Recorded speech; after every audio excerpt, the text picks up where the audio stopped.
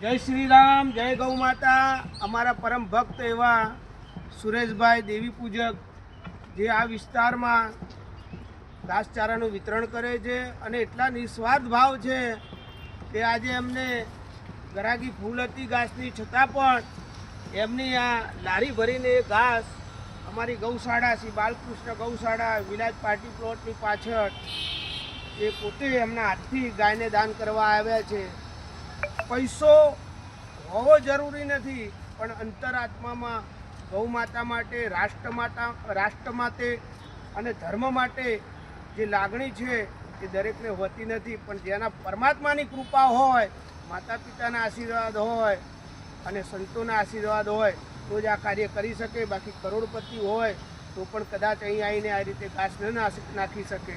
પણ અમારા સુરેશભાઈને ધન્યવાદ છે કે અમને આ કામ કરી। જય શ્રી રામ, જય શ્રી રામ।